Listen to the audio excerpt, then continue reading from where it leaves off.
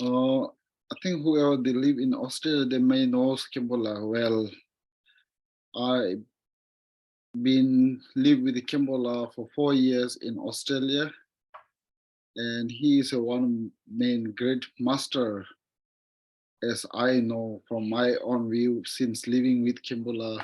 Very humble and background in we are same monastery in Bir, and when he finished his Sajak college study, he finished in our Bir monastery education, then went to Sajak college. When he finished, he come back to our monastery to teach us when I was little in teenager, and some that unfortunately that for us then Khenpo, unfortunate for the Australian people, then Khenpo was sent it to Australia by His Holiness that we were in during that one class we are in, then Khenpo had to rush to finish, then he went to Australia.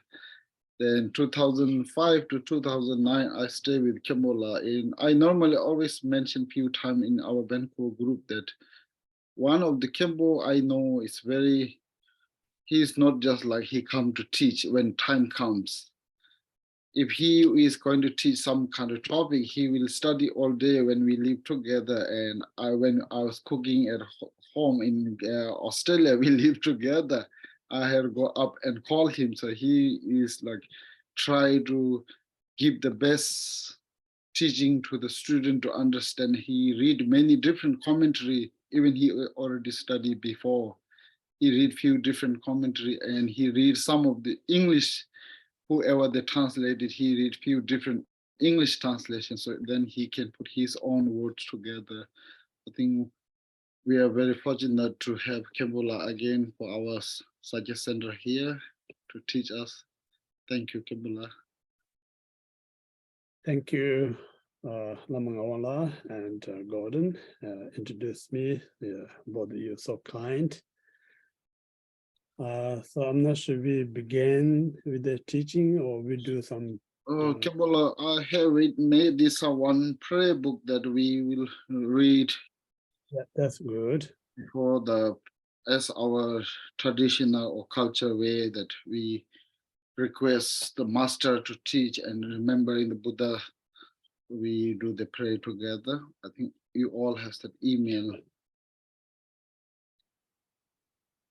Tawge tuje shaje rezo jenje medo dije bonjomba serje lomba tawo jebe shaje jabo jala chaza Lama Gombo Jibin Jambe Yang La Chaza Lo Kange Lo Tinien Denda Nida Namda Rabzar Tinye Tegi Jishi Niji Tukara Lekbanze Kanda Seve Zura Mare Medo Donga Chize Rozo Gunla Puji Tarde Yang La Chuju Yang De Son Jota Dego Nyemo Nyela Leje Chandro Doze Je Mare Rade Nam Dene Daje Saje Daje Yunde Luzo Jase Tovo Go Jota Jota Juni Genze Dalo Mis Jambe yang la ende oma arabazana de oma arabazana ende sheja damje sibe je yang yen rogen gele je je sami shelen de be tonga Jangan ende zeden jeje kenra sele dalu temo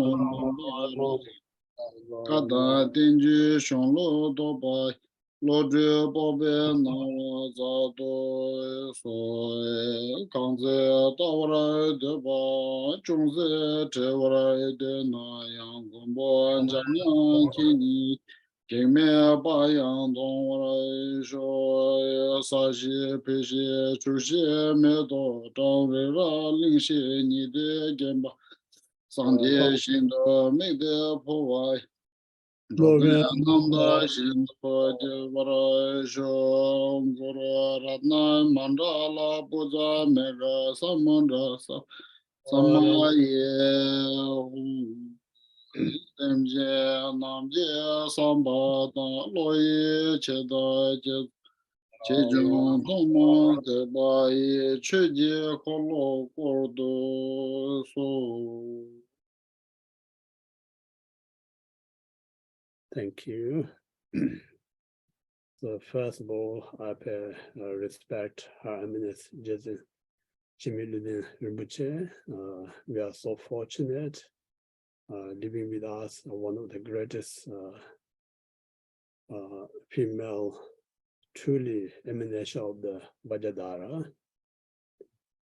And then I'm so privileged, honor such a teaching to Dinling asked me to share some Bodhidharma, whoever interested. So in that, sincere thank you all the committee and organizer of the center. So now, and also good evening, all of you, or good evening, good middle, so different time, good morning, afternoon, in evening, everything, good for everything. So these 37 practices of Bodhisattva composed by one of the great Tibetan master. His name is Ngulcho Tome. Was born in more like a west part of Tibet. So in this very life, he was born in Tibet. Actually, in the previous life, he was a great, what called the realized master. And then specifically, he chose to born in Tibet to help Tibetan people directly, then indirectly to help countless beings all past the world.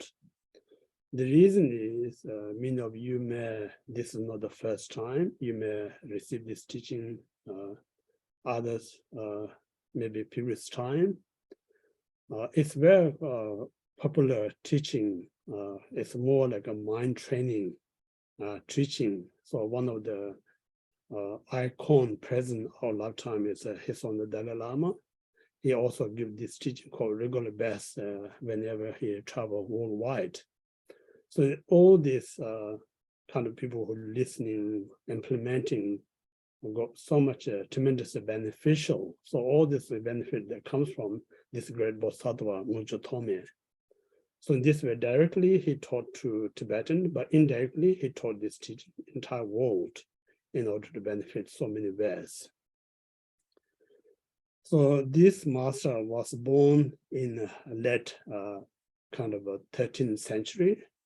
Then when he composed the 37 practices of Bodhisattva around the beginning of 14th century.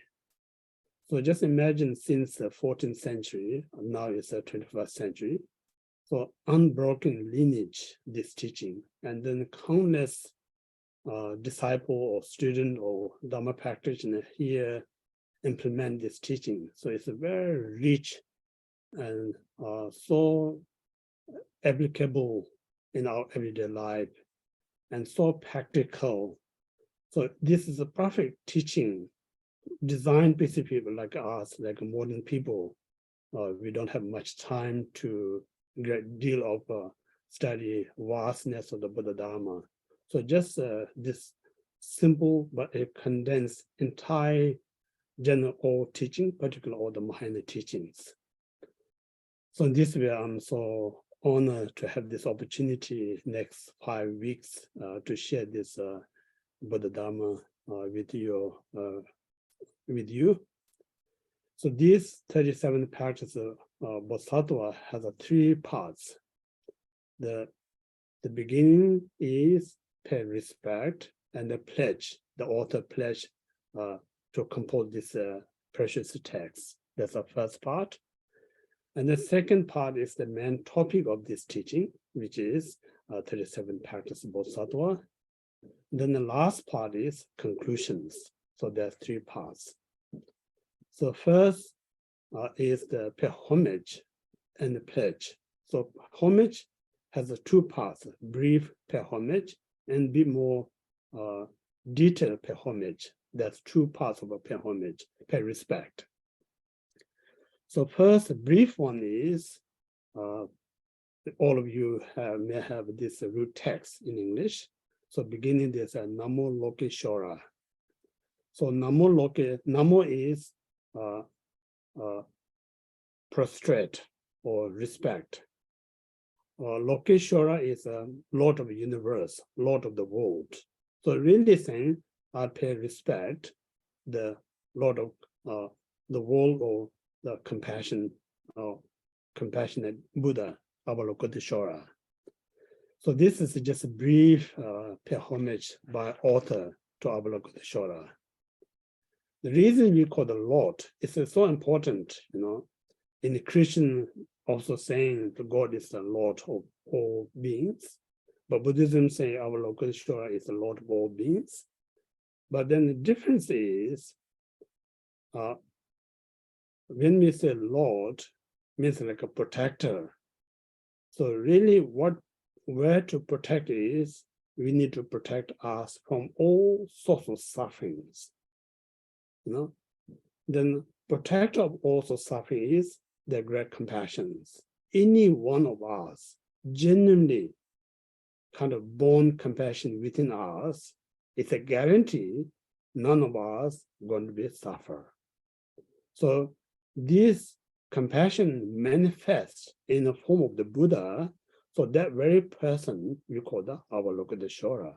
But the reality is an embodiment of the compassion of all the Buddhas. Yeah. So in this way, kind of any one of us who have a compassion, then none of us going to have any chance to create any negative state of mind, neither speech and action. Absence of the negative mind, body, speech, then there's nothing to suffer, because suffer is fruit of the negative body, mind, speech. So when the seeds cause, then the seeds the result. So this reason we call the Avalokiteshvara is the Lord of the world or Lord of the universe. So that's a brief per respect.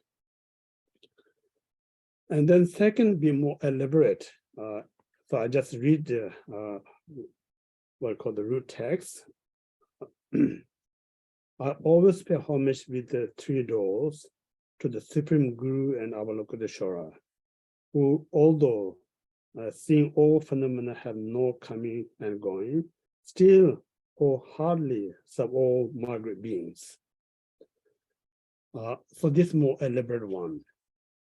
So what we're saying here is the Avalokiteshvara's primordial mind, or another way you can Avalokiteshvara's omniscient mind of primordial wisdom, is realized absolute phenomena. So absolute phenomena, I just need to be more elaborate on that point. Some of you may heard or studied the Mula Madhyamaka by Nagarjuna. So beginning of that root text saying, I'm going to pay respect to Supreme Speaker. So Supreme Speaker is Lord Buddha. So it means like a reason because the Supreme Speaker, every word he's spoken, you cannot find one single mistake, unmistake, flawless. So anyone who speak flawless, unmistake, that person we call the Supreme Speaker. So in this Lord Buddha, right at the beginning of the Mula Madhyamaka that are saying, an absolute state, because every phenomena is interdependent origination. There's nothing independently exists, everything interdependent. So in the interdependent state, in the absolute what they're saying, there is no cessation in absolute, neither arising in absolute state. So cessation arising is only dualistic, conventional, and then ordinary consciousness ordinary perception state exists. But you remove this ordinary consciousness perception, neither you're going to find rising nor cessation. That's the absolute truth. And then similarly, there's no internalism, no nihilisms.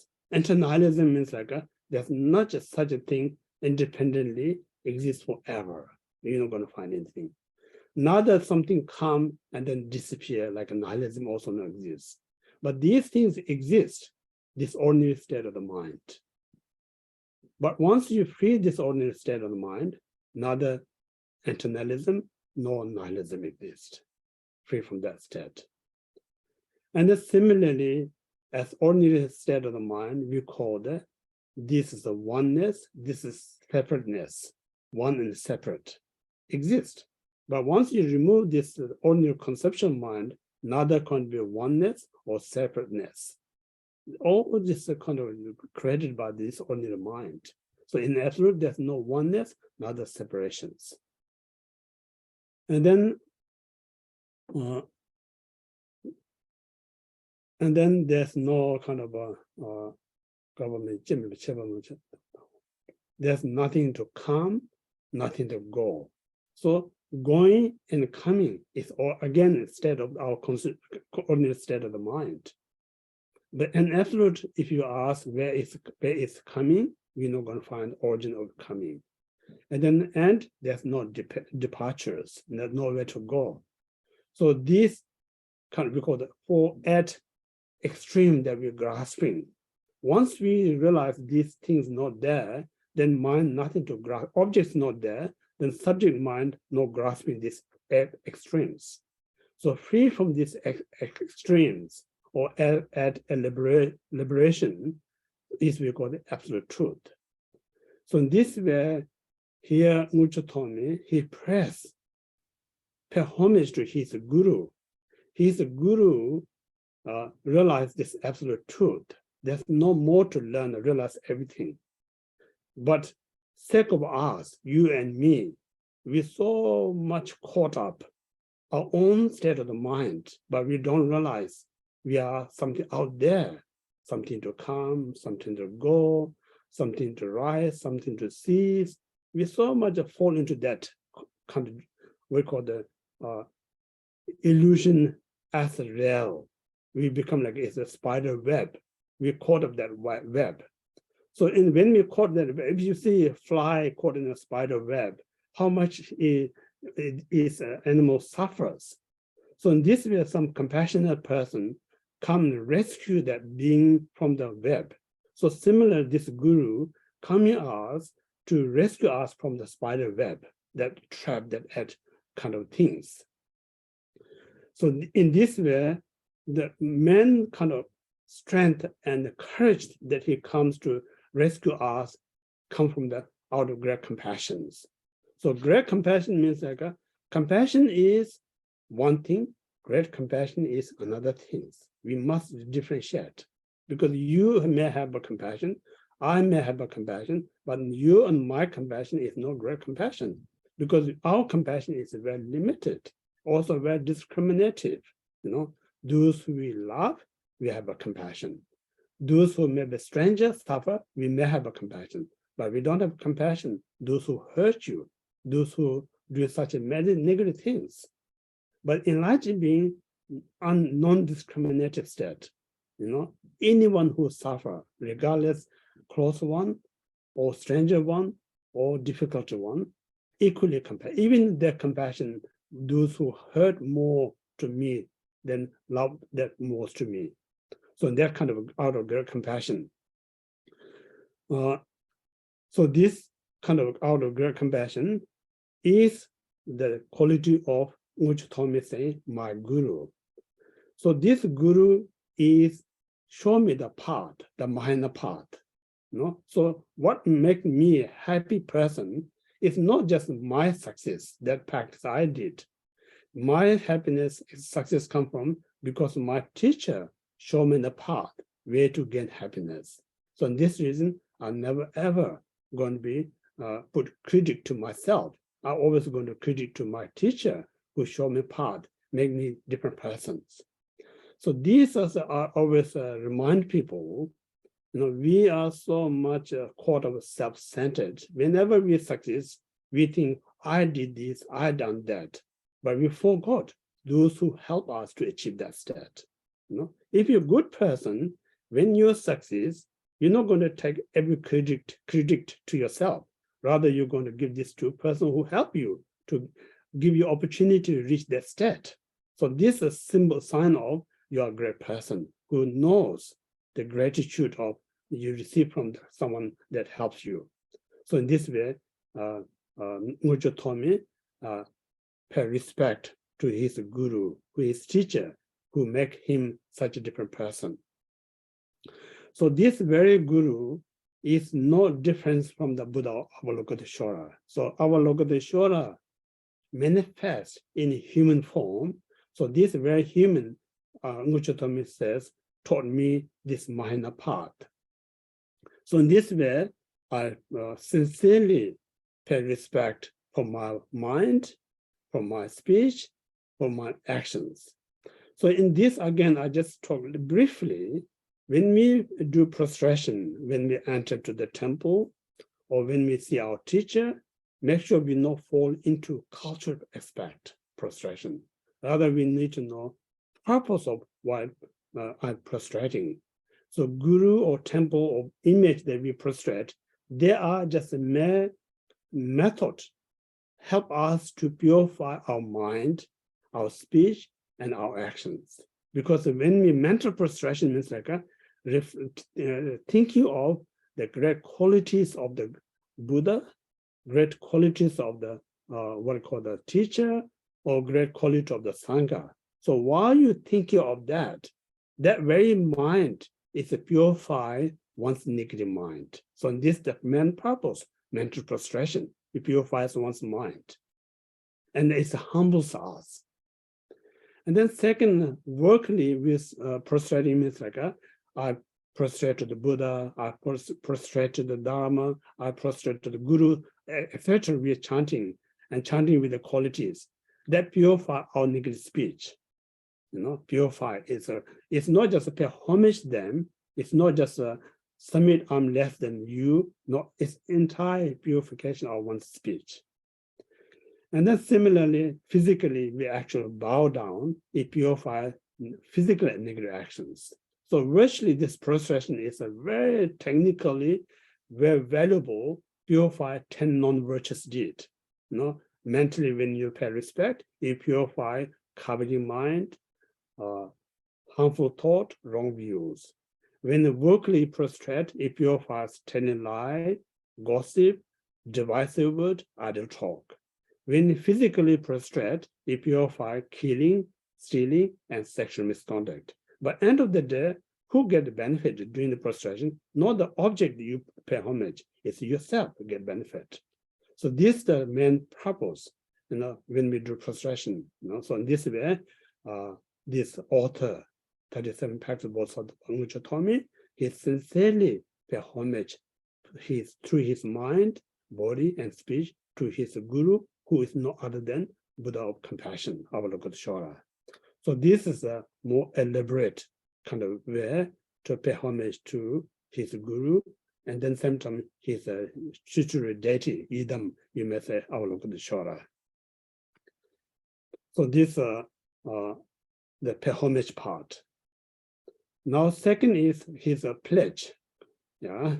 So again, I read the verse. Buddhas who are source of benefit and happiness arose from the practice of holy Dharma. Moreover, since it is dependent on the knowledge of Dharma, I shall explain the Bodhisattva's practice. So this saying, Buddha is the source of temporary benefit, ultimate happiness. So again, it's really important to explain what means the temporary benefit and ultimate happiness means. So temporary benefit means like while we in the samsara, we be born in human higher realms, such as human and Deva realms. So Buddha taught us the path, the course to attain human and Deva realms. So prime course to be born human and Deva realm is keeping pure ethical life. Ethical is the only cause, the prime cause to be born higher and then Deva realms. Besides ethical, there's no other cause to be born human or Deva realms. So based on his guidance, you and I have opportunity to prepare oneself to be born in human and Deva realms. Of course, in human Deva, we may have a lot of challenge ourselves, but compared to non-humans, such as animals, hungry ghosts, hell beings, what they're going through, our suffering is almost not really value to say, I'm really suffer, very small suffer. So in this way, by the teaching of the Buddha, we get so much benefit, be born higher rebirth. So that's a temporary benefit. Then ultimate happiness means like Buddha taught us where to free us from samsara to gain enlightenment. Buddha taught us where to gain Buddhahood in order to benefit sentient beings. So without the teaching or guidance of the Buddha, there's no, don't have eye to see the path to be better, higher rebirth.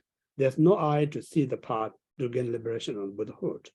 So this is the reason we're saying Buddha is the source of a temporary benefit, ultimate happiness.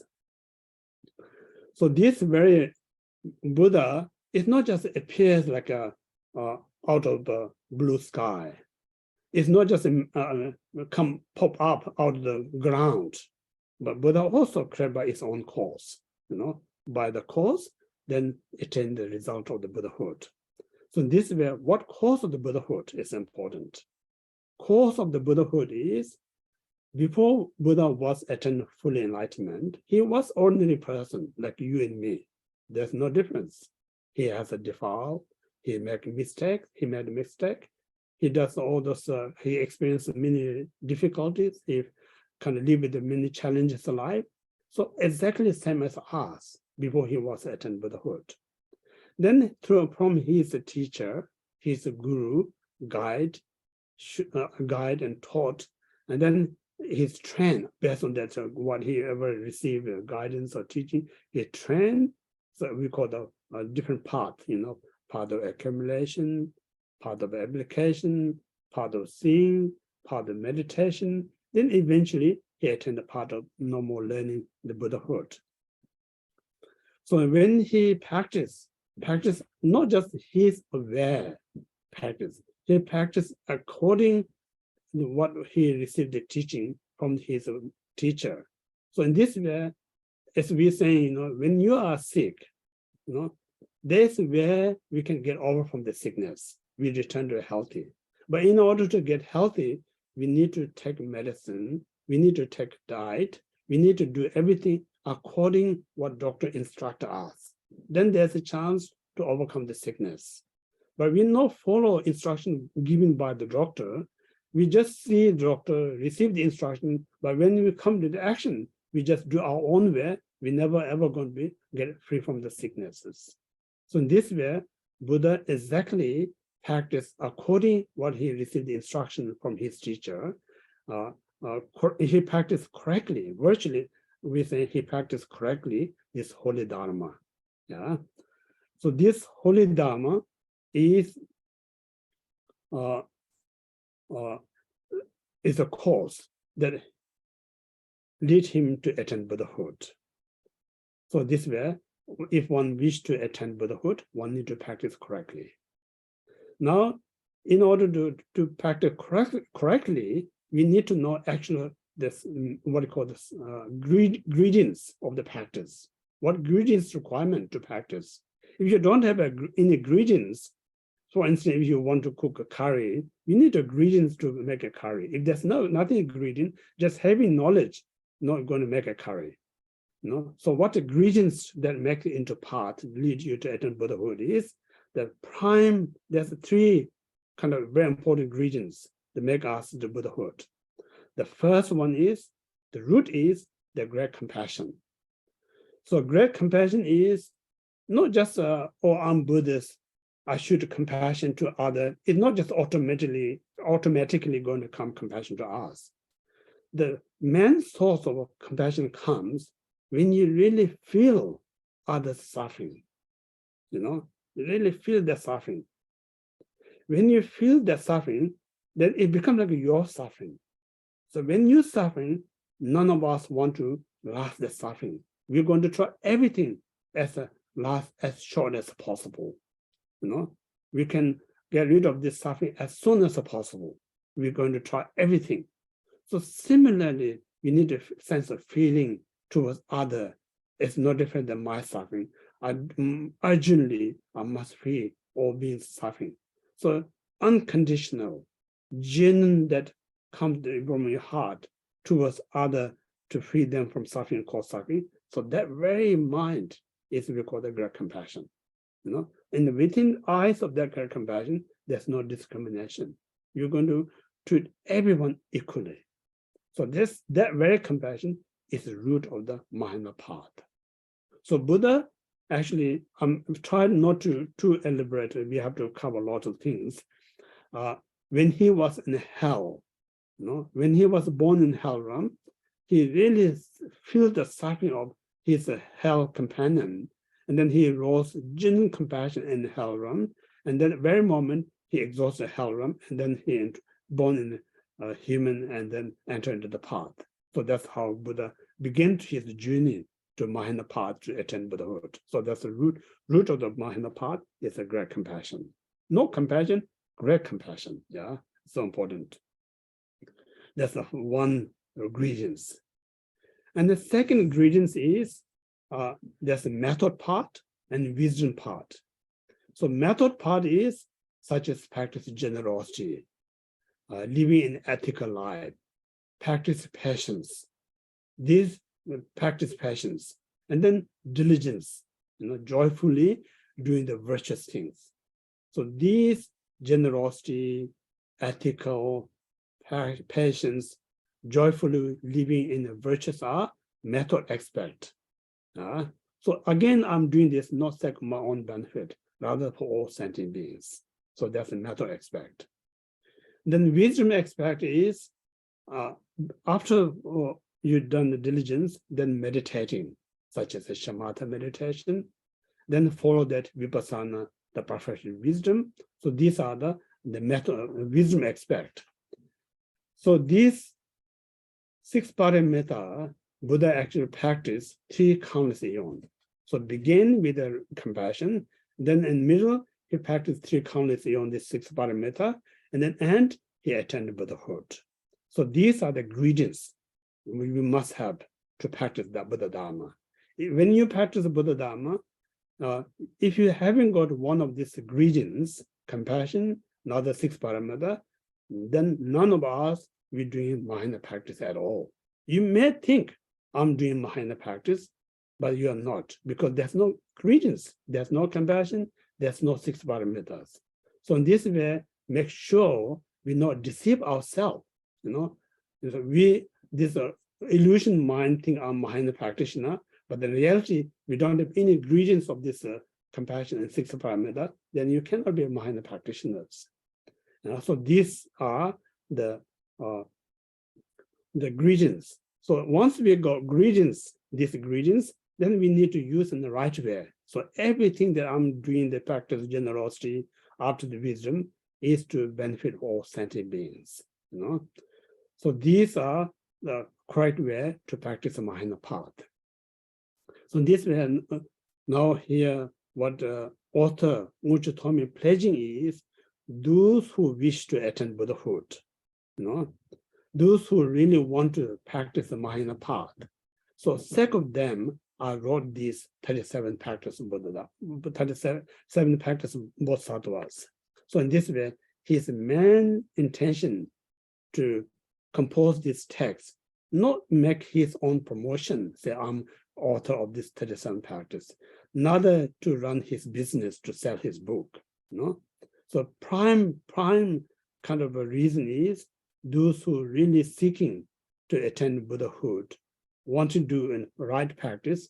So those kind of people then kind of hold in his heart and mind, and he composed this 37 practices of Bodhisattva. That's the intention and his pledge. And then also one of the what you call the Abhisamodhi of what called the Vairochana Tantra stated. What state is the promoter mind of omniscience comes from the great compassion. Root is a great compassion. And then cause is a bodhicitta. The method is the 6 parameters. So it means like if one sincerely wish to have promoter mind of omniscience, 3 condition requirement. Without these 3 conditions, even one wish to attain promoter mind of omniscience, it is impossible. So these 3 conditions are: the first, we must have great compassion. Second, we must have a bodhicitta. Third, we practice 6 parameters. So if we have all these 3, one day we will attain promoter mind of omniscience. So this also said by Abhisamodhi of Vairochana.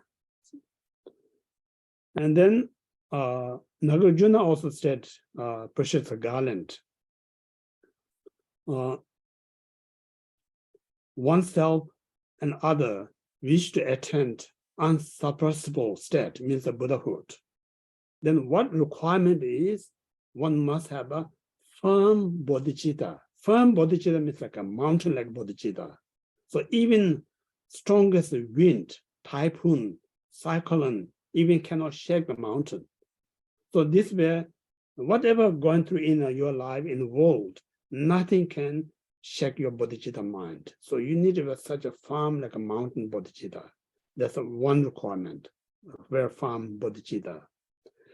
And the second is, we must have a genuine great compassion towards all sentient beings. And the third, we must have a, what we call the realization of emptiness. Emptiness means like a nothing I'm as a helper. The sentient being is a recipient. My practice is doing something to help others. If you have that one, then we have a grasping still me, you, and actions. So in absolute state, there's no such a category of self, other, and action. So this is called unconditional. So out of these 3, the firmness of bodhicitta, then great compassion and emptiness, these 3 are the cause to attain Buddhahood. And also Nagarjuna said and precious garland. So in this way, again, here saying this Ngawang Dhamchoe is not just a mere author or scholars. Rather, he is a truly living bodhisattvas. You know, what he says, he practices it. He talk, what we call it, he walk with the talk, not just his talking. That's really the meaning of the Ngawang Dhamchoe. So what makes him to courage to compose this 37 practice of Bodhisattva is, when he was a student, he studied under so many great teachers, not only just intellectual, knowledgeable people, but highly realized masters, not just 100 masters he studied underneath. Not only in this life, he studied previous lifetimes. So under the many great master he studied, he got this what called courage to compose this 37 practices of Bodhisattvas. And then not only just he studied under them, he studied ocean like a Buddhist philosophy, not just few books, thousands of books he studied. Not only that, he really, whatever he studied, he implemented. He became like embodiment, inseparable. His wisdom in his way of life. So out of that, he really had a vision, real deity, that he can perceive and receive teaching direct from the deity. Has a vision of the great Buddha and Bodhisattvas. So all these things give him the strength, courage to compose this 37 practices of Bodhisattva. So in this way, what we study is not just simple text, we study something, the Bodhisattva truly composed, they're going to be in tremendous benefit you and me. So in this way, we should be so kind of joyful, have this opportunity to hear, to reflect, and then to discuss. Yeah? So this is a preliminary kind of a text, or kind of pay homage and then pledge. Now the main part of the teaching. Has two parts. Main part of teaching, there's two parts. First is a preliminary part. Second is the main part. So preliminary, there's 7 preliminary parts. So sometimes we call that, say if want to be Mahayana, means that we must have a bodhicitta. So in order to have a bodhicitta, we must have these 7 things first. Without having these 7 things, it is impossible to cultivate bodhicitta mind. So this 7 is really valuable to take us towards to begin to bodhisattvas. So valuable. So in this way, we'll go through these 7 preliminaries first.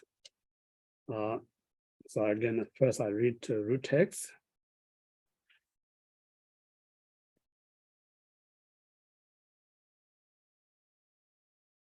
The first one is, this time when one has encountered this great ship of opportunity gives so rare to find. It is a practice of bodhisattvas to listen, think, and meditate day and night without distractions, to free the self and others from the ocean of samsara. So that's the root text. So now again, itself has so much to explain, but because many of you heard this many times, so I'm not going to elaborate. So I just give a brief explanation of this verse. So first, we are so fortunate to be free from the at restless state. Yeah, at restless or at lack of freedom state. You should not take granted, It's not that easy to free us from that at rest, lack of freedom state. It's tremendously required to be free. Just say, if we commit crime, result of we end up in a prison. Once they just ordinary prison, just when you're in an ordinary prison, how much effort to required effort to you free from that prison? Just simple prison. But then if you think about it, be born in a hell realm, hungry ghost, animal, once you're in that state, it's an enormous of a requirement to free that state. So somehow we managed. So in this way, we should be grateful. And we're free from that state of the prison of the lower realms. So this way, now we have a free to practice Dharma. We should not think as a, now I just go and listen some kind of teaching.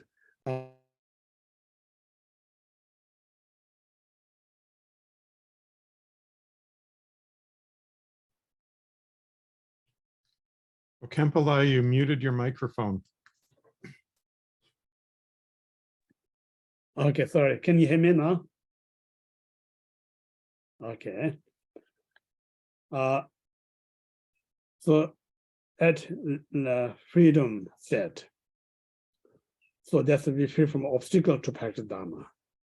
Now, second is need a favorable condition. To practice Dharma, we must free the obstacle. We must have favorable conditions.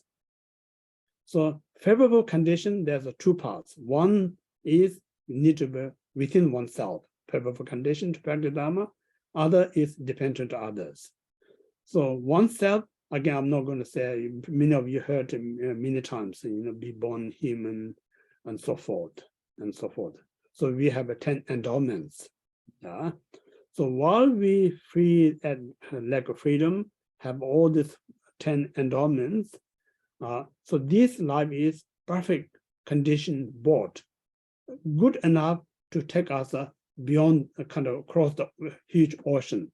So it means like this precious human life you and I have is a perfect vehicle to take us from samsara to attain Buddhahood. Yeah, so we need to recognize that. So this perfect condition ship or vehicle is not come lightly. It come very expensive. We talk about the 4-point point of view: cause point of view, number point of view, example point of view, and nature point of view. So these things, if you study Buddha Jaya Avatara, has so much detail. I'm not going to spend that much time here. Cause point of view, number point of view, nature point of view, and example point of view. So when you think of all of these, then you realize why Buddhists call our life is so precious. Precious because we are compared to non-human beings, we are very few number of sentient beings. That not make us precious. Precious means like what I and you can achieve, no other being can achieve. That's make us precious. If you have a kind of a knowledge, if you have an opportunity, if you have a courage, you and I can make this world difference. So this kind of opportunity is very rare. Therefore, we must recognize how rare, how precious of this life. So when you realize that, then only that time, none of us we're going to waste this opportunity. We're not going to waste time. We're not going to waste our effort. We're not going to waste our energies. So we're going to use every small moment in such a meaningful purpose. So right now, just think about, since we born up to today, we are always busy doing something, but all this busy that we're doing, what really helps that me and others, not much. We just distracted, wasted. We can achieve far more greater than that. But we miss that opportunities because of lack of awareness, how rare to find this kind of opportunity to do such great things for oneself and others. So this life is either you can do it or die out of it. So that kind of a situation we need to recognize. So in this way, kind of comes in mind, I can't afford to waste this time. I can't afford this waste this life. This is a golden opportunity. So countless lifetime, among the countless lifetime, today or this time, I got such a wonderful life. I can do so much to the benefit for me for many future lifetimes. I can do so much to change countless sentient beings' life. So in that point, I should not waste it. So in this way, we make a more meaningful out of this life. So end of the day, we're going to die. Once we're born, we have to die. So time of the death, nothing to regret. I'm so fortunate to be born human. While I'm alive, I've done best myself to that benefit for myself, to benefit others. I'm not vested. Rather than end of the time, you're so painful, so regretful, so feeble, it's useless. So in this way, right now, we make sure we're not vested, we're not misused, we do something right things that benefit to self and others. If you do that, then you really know how to use this precious life in such a meaningful way. So that's the first kind of, we need to kind of remember the preciousness of human rebirth. Yeah. And then Shantideva also saying, to find human precious rebirth is extremely hard. It's extremely, one of the hardest to find life is human precious life. Then not only that difficulty to find human life not make us precious, the reason it's precious is once we have this precious human rebirth, this precious rebirth is far more valuable than wish-fulfilled jewels. Wish-fulfilled jewel can grant you whatever you're wishing for this life, not much about in future lives. But this very life can fulfill your own wishes, it can fulfill others' wishes. So much more than wish-fulfilled jewels. So while we have this opportunity, make sure we do something to benefit self and others. If you don't do it, one day you're going to be lost. Once we lost this one, then it's very hard to regain again this kind of opportunity. Yeah. So in this way, again, you must develop this mind. I can't afford to rest it. And at the same time, I'm not saying you push yourself too hard to practice, rather kind of joyful, how fortunate I have an excellent opportunity. So in this kind of joyful way, then do the right things to benefit yourself and others. So that's what Shantideva also remind us. So this is the first preliminary practice. Now, next one, second verse.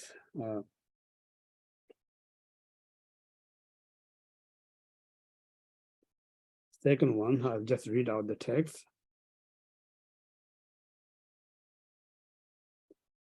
Your homeland attachment towards the friends, relatives follow like, or flows like water. And mostly towards the enemy flare up like a fire. And there is a darkness of ignorance that makes you forget what to adopt, what to abandon. Therefore, relinquish one's homeland is the practice. Homeland is a Bodhisattva practice. So now this, what we're saying is, again, one of the main obstacles led us to practice Dharma is so important. The main that stop us to practice Dharma is our very attachment to worldly things, very attachment one's family things, community things. So that very attachment take you away from the Dharma practice. One must recognize. Because entire samsara so motivate, so encourage, take care of your family, look after your country, make your wealth, make your power, make your felt. So really, Dharma point of view, they're not good advice at all. The worst advice, because you distance from the Dharma. Yeah. So that's how we need to recognize our attachment towards the loved ones. And I'm not talking about loved ones are obstacle of the Dharma. I'm not talking about the wealth is obstacle of Dharma. I'm not talking about the power is obstacle of Dharma. I'm not talking about your country is obstacle of Dharma. I'm talking our mind attached, possess, want to have that very mind. I'm talking is obstacle for the Dharma, because that kept us away from the Dharma. Your country not keeping away you from the Dharma practice. Your loved ones not keeping you away from the Dharma practice. Your wealth not keeping away your Dharma practice. But your mind attached them is keeping you away from Dharma practice. No? So this way, one major obstacle. 19% of our obstacle is attachment. No? Then 5% is our anger towards the person you have difficulties. Because when you anger, then you constantly think of that. Then when you think of it, you have a negative thought mentally, vocally, whenever there's opportunity, you gossip, divisive words. Physically, when there's opportunity, you show aggressive, unattractive expression. So all these kind of expression of the body, mind, speech, again, kind of damage this kindness of that one's mind. Keep away from the Dharma, like burning all your goodness, you know, burning all your wisdom, burning all your peacefulness, you know, like a fire. The anger is a fire, destroying the opportunity. Fire that burns your house, fire that burns the temple that practice Dharma. So that's the reason we need to have to watch our anger mind. It's a big obstacle. And then last is ignorance, you know. Ignorance, we just not have any idea, you know. Many of us, we think we are smart, but really we are not smart. We just do everything what the world tells us. So the world tells us you should have this one, we just go and do that.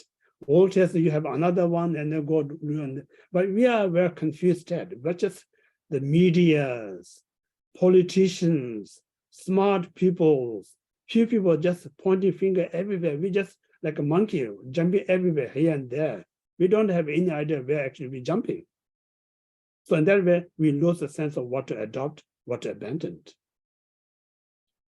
So when you in that state, such as attachment, anger, ignorance, your mind is not in such a state of practice Dharma. You know? So in this way, these are the prime obstacle practice Dharma. But then condition is place where you live, close to your loved ones, close to your work environment, close to the person you have difficulties, your place you live is a kind of your life is taken over by the job. So if you're in that kind of environment, then constantly creating this condition to increase the attachment, anger, ignorance, so forth. So therefore, one must not abandoning your country, not abandoning your loved ones, not abandoning your property, but temporarily, because this condition toxing your mind. So in order to detox your mind, I need to be a little bit distant from these things. So this we call the abandon the one's homeland. So because if not if you stay in that state, neither going to helpful to you nor to anyone, rather going harmful to you and harmful to others. So that environment we should keep aware, keep distance, kind of run away. So temporarily we should distant place is kind of create a condition to rise, increase our attachment, anger, and ignorance. That place you should be very careful. Kind of nowadays kind of a worldwide this what we call the pandemic. So when we go out, we wear masks, sanitizer in order to protect us. So same thing, we need to be the world that we live in is like a pandemic environment. If you know mindfulness, you're going to get the disease, you're going to be a victim of that. So this way we need to be always mindfulness where vigilant where we wear the mask in our mind. It's important. Not get this bacterial of the desire, anger, ignorance, because these things are going to eat our strength of the mind. This is going to eat our opportunity to practice Dharma. So losing your body is the worst things, but losing your mind is the most worst things.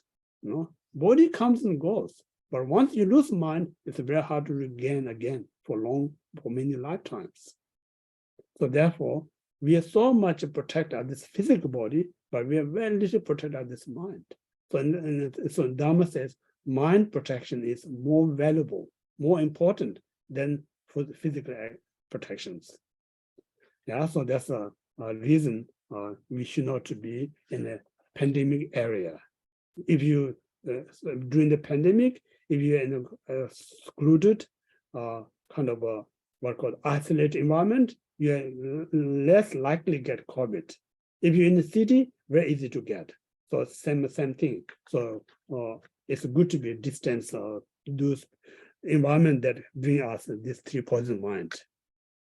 So that's a second preliminary practice. Now we move to the third preliminary practice. So again, I read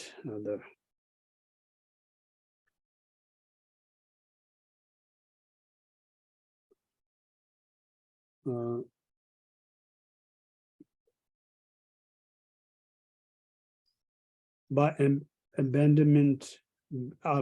abandoning the bad place, your affliction will gradually diminish. Due to lack of distraction, your virtuous activity naturally increase. Because of the mental clarity, your conviction in the Dharma grows. Hence, seeking seclusion is the practice, is a Bodhisattva practice. So now, if you run away from those places, now where to go? So here says the right set place to go is a quiet place, secluded places. So if you go in that environment, it helps your mind. So it means like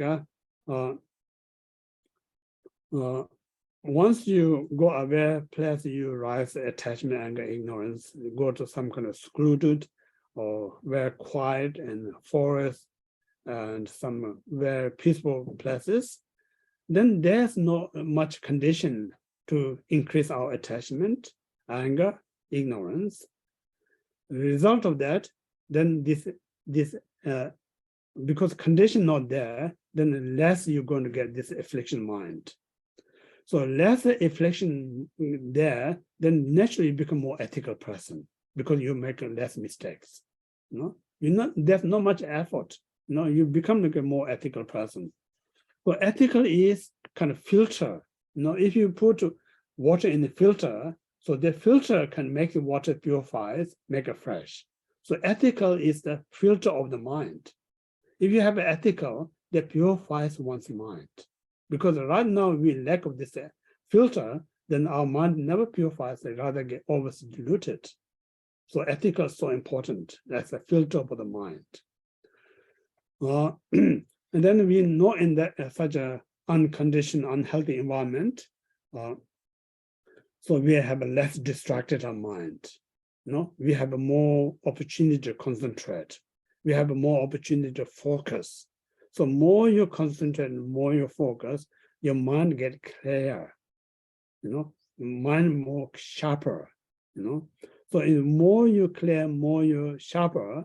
So this is we call the very important contributor of our success in meditation, because of when we say that one of the foundations of success in meditation is non-disturb your mind. If you not disturb your mind, just the mind keep at ease, then you can be successful meditators. But soon you disturb your mind, no matter how much you try, you're not going to be successful that much about your meditation. So in this way, in order to improve one's meditation, there's less disturbance in your mind. So in this way, once then your mind become more stable. Right now, it's really important to know aware. Every one of us, our mind is so unstable. Moment to moment it changes. So this very changing mind is very hard for you. You're very hard for your life. You're very hard for your everything. Because the environment that we live in now is destabilize the strength of the mind. Once this mind is destabilized, the world is suffering. That's the reason we have these mental issues all over the world. Reason we have mental issues because this mind is so destabilized. So in this way, only method to mental issue is we need to stabilize this mind. In order to stabilize mind, we need to be right environment. There's less disturbance in your mind. So we are very contradicting. One hand, we really kind of value our mind. We know how important to not disturb. But on the other hand, we go everywhere all the time where they get more disturb your mind. So that's very contradictory, One hand, you don't want to get disturbed. On the other hand, you just kind of push yourself to go place you get disturbed your mind. So in this way, it's so important to place you should go, there's less disturbance. So when you have less disturbance, naturally your mind become more clear. Like a muddy water, if you don't disturb, just leave it is for a while, eventually mud and water are going to be separate. So same like if you this very disturbed mind, take in such a quiet place, don't do anything, just stay there for a few days, naturally your mind become more clear. So this clear mind, better position, what to adopt, what to abandon, what is the right, what is the wrong, what should I do, what I should not do. So the real teacher is not a person like me who taking or explaining to you. Real teacher is your own mind, the clarity of your mind. So this clarity of mind is the best teacher of yourself, can tell you what's right for you, what's wrong for you. So these things again, when you're in such a right environment. So in this way, it's so important in the right place, to be a right mind. And then also, Mitra Buddha say, Mahayana Sutta Alamkara, they're saying like, as a meditator or practitioner, first and as a beginner, it's good to be placed easy to access your food, shelter, and things. So that's psychologically very important, easy to access. So less worry, the right place. And the second is a place where you're going to meditate is not polluted environment, very fresh air, kind of healthy environment. Second. third is the recommended good friend, very similar, like-minded person who want to be virtuous, who want to be ethical, who want to be a clear mind. It's good to have that kind of friend. Meditate. It's much easier to success your meditation. And then, so in this one, a kind of a less place, create less thought, less distract your mind. So this is the right place. So you need to go to right place to stabilize your mind. So this is the third preliminary. Now we move to the fourth preliminary.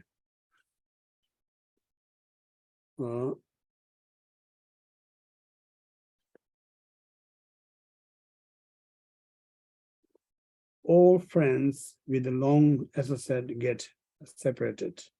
Material wealth, attempt with much hardship, remain behind.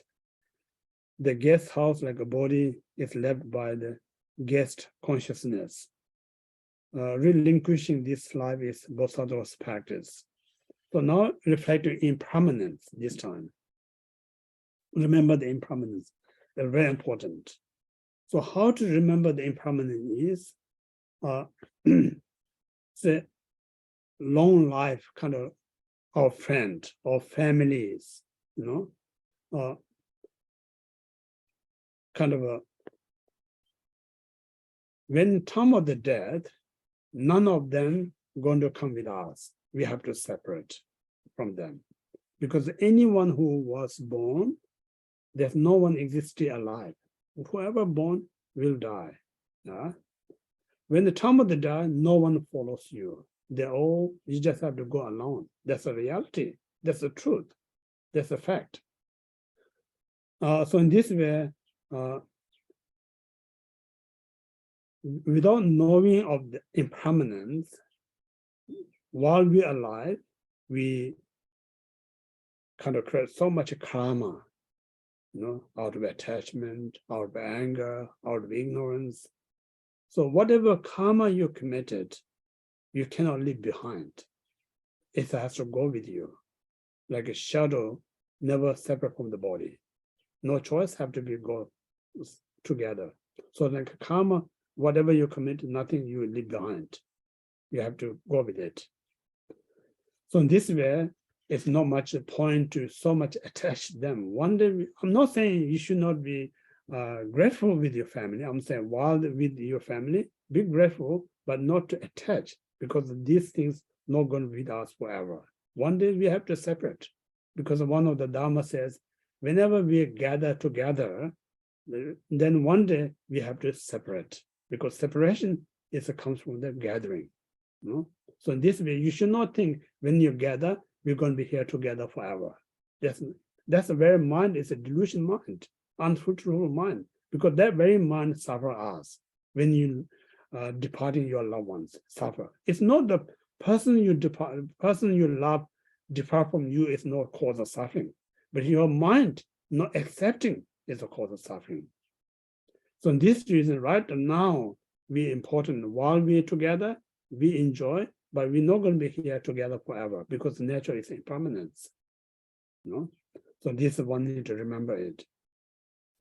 Then similarly, we are kind of tirelessly, put so much effort to gathering the material wealth. One day, when we die, none of this material wealth go or comes with us. Even 1 cent, even one smallest object cannot go with us. Sometimes I make a joke, and if you think about Egypt pyramid, yeah. In ancient time, king dies, then they put everything, people, wealth, gold, everything with a coffin. They believe, king can take that in the next life. But after 3,000 years later, or 5,000, whatever, we dig in, still there. The person's gone wherever consciousness, but whatever people giving, still in a coffin. He or she can't take anything with him or her. So that's the reality. So in this way, none of these things are going to follow us. But then not only that, we have so much pain, time of the death, or have so much wealth, so much possession, then what's going to happen to them? So instead of this wealth make you happy, rather it's going to make you painful. Who's going to take it? Not only just you, then someone left behind you, they also become like a fighting about your wealth. Who's going to get more? Who's going to get less stuff? So in all this way, the wealth that we delusion mind think is a secure or cause happiness, but Buddha says none of them cause happiness, rather cause so much trouble. Time of the death yourself cause the trouble. So therefore, you should not attach any material wealth. Not only that, most precious is the very body that we so cherish. We look after based on the diet, we look after the clothes, we look after the house. We so much cherish this body so well. We spend so much time well to have this healthy body. But the time of the death, this very precious body, we have to depart. So this precious body is like a guest house, only temporary. But one day, this consciousness guest, when they have to leave from this guest house, this guest cannot be this body forever. But at the same time, I'm not saying you should not care less about this guest house. While you're in the guest house, it's important to look after, make it as comfortable as possible. But you don't think this guest house going to be with me forever. One day we have to leave from this guest house. So in this way, we have to go somewhere. We don't have any idea where we're going, who's going to be meet, and all these things.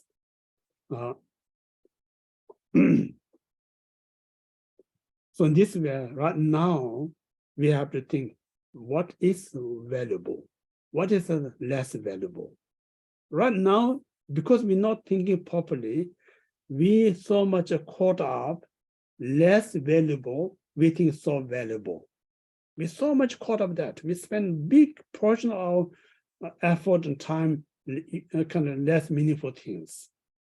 But we're giving so little time, things that are so meaningful in our life, so little. So now we need to realize this, and we have to change. We give more time, things really valuable for this life, things very valuable after this life. And we reduce giving time less valuable in this life, less valuable in future lives. So in this way, impermanent is not going to threaten us, you're going to die tomorrow. Impermanent reminds us what is important for a long time rather than short time. Right now, we're so much caught up a short time, kind of what's the benefit. We forget about long term, what's the benefit. Lack of understanding of impermanence. If you have an understanding of impermanence, then we're going to aim for more longer time, what's the benefit, rather than short term, what can benefit out of it. So in this way, impermanence gives us a bigger vision. Lack of understanding of impermanence, we have a short vision.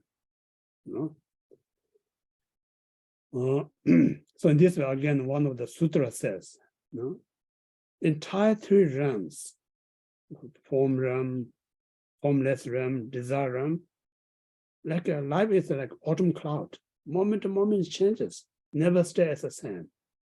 And then sentient beings, birth and death, it's like watching a movie. Within half an hour, how much you can see someone born and grow up and die.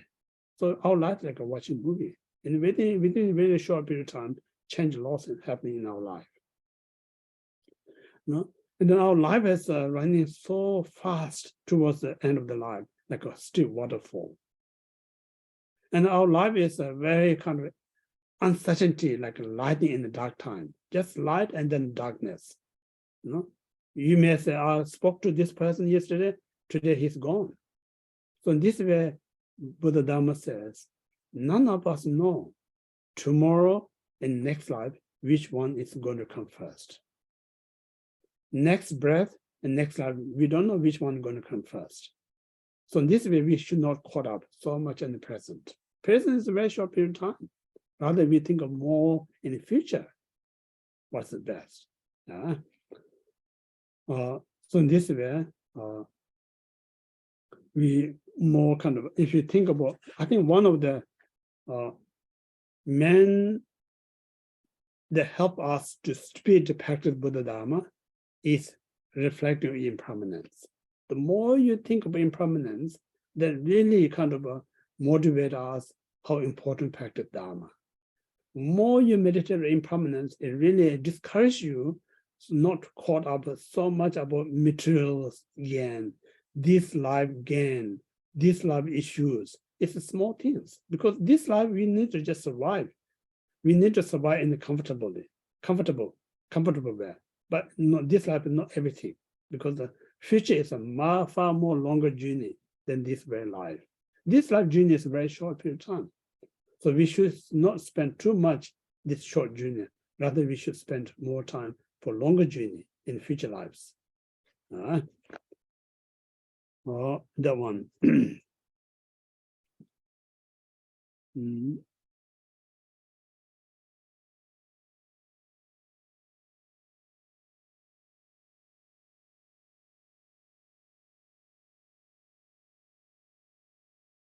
I'm not sure time is, yeah. So I just one, then I take some question, one more. Next one is the fifth one.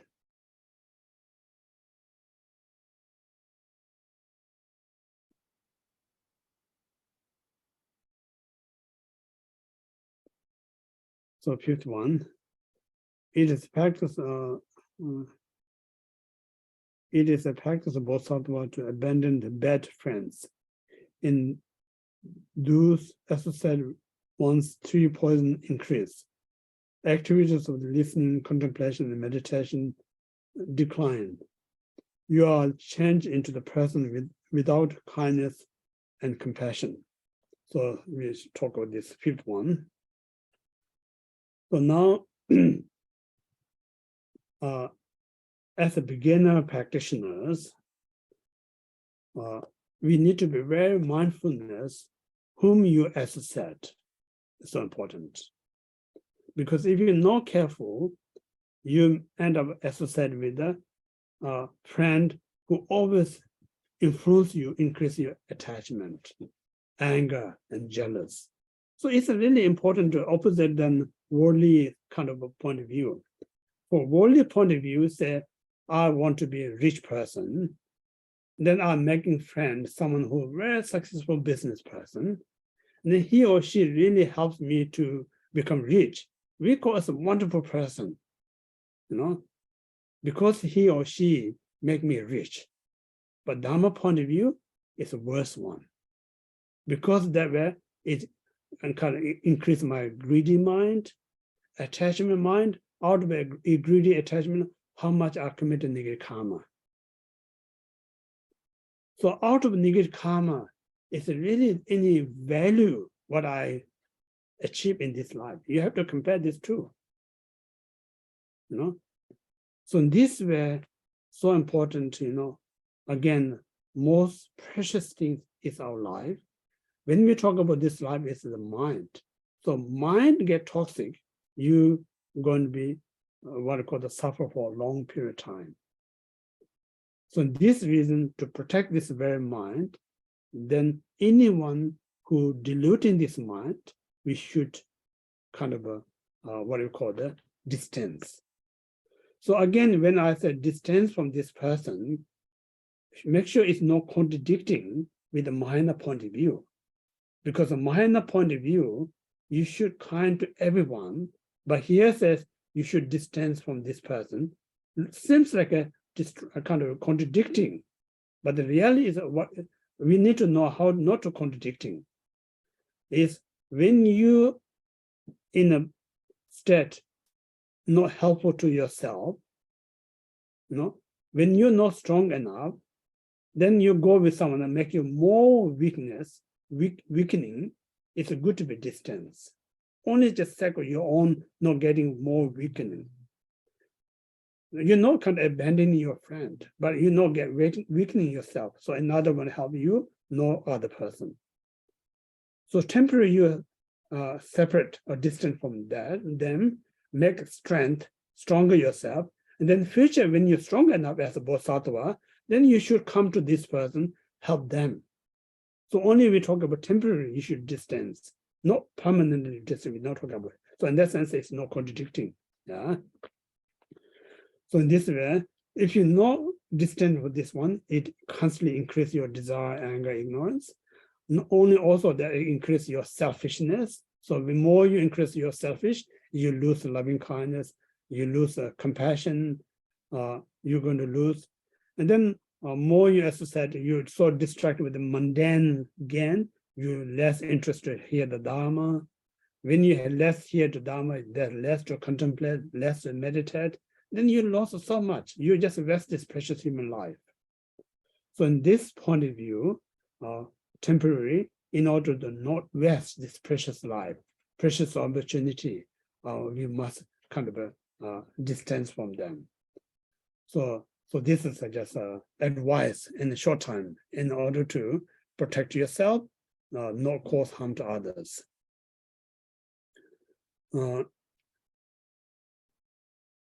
Yeah, I think we stop here today. So there's a little bit time, 10 minutes, 15 minutes. I'll take some question if you have any question.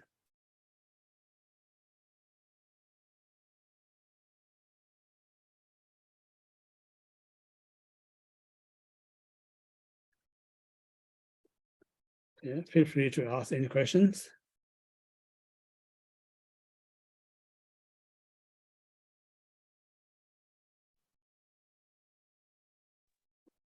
Can you hear me? Can you hear me? Yeah, I can hear you. Yeah. Okay. Actually, I do understand that we shouldn't think, I think I do understand we shouldn't think about too much about the mundane things. And we train, well, I try to train my mind to think in a different direction. And I feel that I get more and more away from mundane things. And I actually change habits. But same time, I noticed that my surrounding isn't so much looked after anymore. I'm not doing it anymore with the normal motivation, which mundane things you normally do, because you want to have a nice house and a nice garden and everything has to look nice. And this is the normal way of thinking. But then training the mind in a different direction, it suddenly everything around you changes because you're not putting this effort in this anymore. And on the other hand, you're not, of course, I notice positive things in learning more about bodhicitta and all this, but it's not like saving you from the mundane world yet. So you stuck in the middle. You understand what I want to say? It's very, you're drawn like to one to the other, and you think I should maybe keep more on the mundane level because it's, you keep it as a safety, which is wrong, but your mind isn't ready to let go. What to do? Yeah. Yes, very good question. Everything takes the time, yeah. Don't rush into it because you hear the Dharma. Soon after you hear Dharma, or I have to not attach, I have to sell my house, I have to sell my house, give my house to someone. This we not talk about it. That's not the practical things. So give little time, and then give little time to yourself, and then slowly kind of you begin to realize Dharma, how much brings pleasure, and then mundane things, how less bring pleasure. So out of that, you naturally kind of less interest to have a mundane kind of support to make you pleasure, less reliable to them.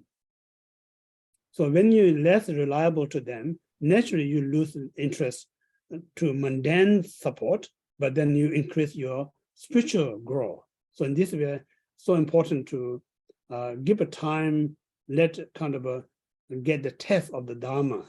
The more you get test of the Dharma, naturally your mind less interest in mundane comfort. Yes, thank you. Yeah. Otherwise, when you listen Dharma now, says worldly is bad, and then you not practice it, because you're not really test Dharma, then immediately you kind of give up your house or give up Buddha garden, then there's no mundane comfort, no Dharma comfort, then as you mentioned, you're lost. That's a problem. Lots of people have that kind of problem. That's not practical, So go slower. Yeah, go slower because, say for instance, say you like a certain food. I'll give you an example. Yeah, you like a certain food, but that food is really eventually make you sick, but you don't realize it because you like the taste. You can't give up that food. Then your loved one says, give another food, something you don't like the taste, but it's good for your health. Then eventually you become more mature. Oh, this food is not taste food as unhealthy food, but it's good for my health. Then eventually you become like enjoy the taste. Once you know like the taste is good for your health, then the previous food that makes you sick, you're less interest. So Yeah, it's like sorry. Yeah, if I give you an example, for instance, when you drink hot water, there's a tasteless. There's no taste. But hot water is so much health beneficial. But then eventually you keep drinking, this tasteless become like a very tasteful. Sometimes this hot water will become more tasteful than coffee, cup of coffee. Then you get taste, you got health benefit. And at that point, you can give up some kind of Coke or soft drinks. So it comes naturally. So Yeah, when naturally. it becomes naturally, okay. Yeah. Okay. So like a mundane, it's kind of soft drink. It's a very tasty, but it's harmful. I understand. Water is a tasteless, but eventually you get taste. Okay. Thank you very much. Take your time. Very good question. Thank you.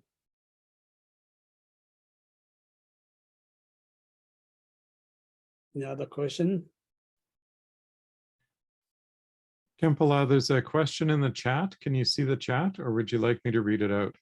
Yeah, can you read? I can't see here. Can you read out? Sure. The question is from Bridget, and it's referring to verse 5. How do we know when we are strong enough to step back towards a bad friend?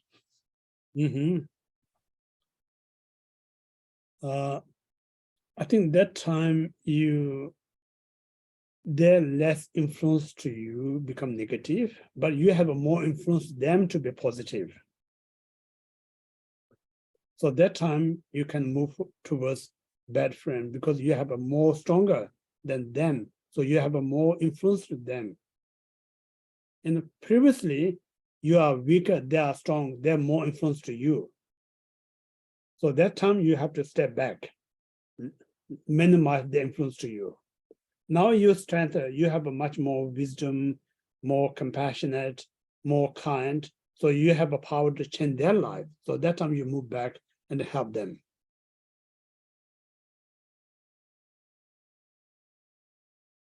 That makes sense?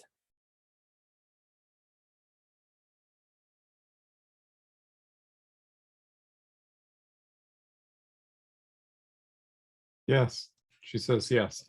Yeah, it's a short answer, but there's lots to talk, yeah. Sorry, you're saying you don't drop your friend, you try to help them by stepping back. Yeah, when they kind of have a power to influence your life, you become victim of them. That time you should kind of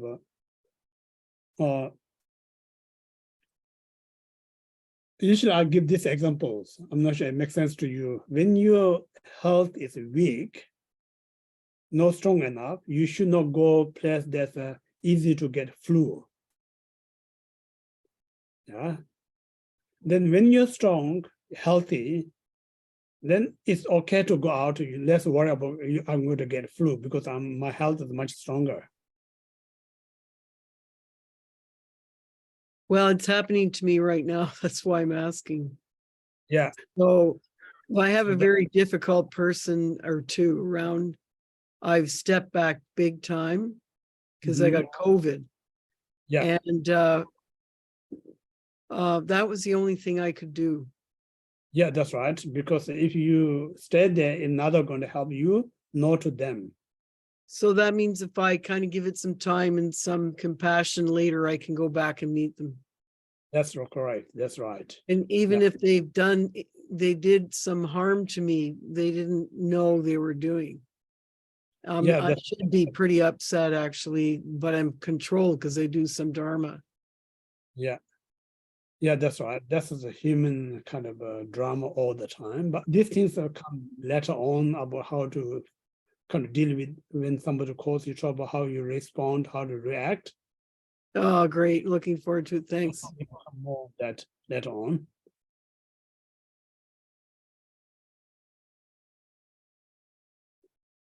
Okay. Okay, so we finish here today. It's all right. So among all, we do Oh. some dedication. Yeah, okay. We have the page again after the teaching. So now in the Tamje Sequai Nian Niebe Dana Pamje Ne Diega Naje Balo Chobai Sibe Sole Andoa Chorai Sho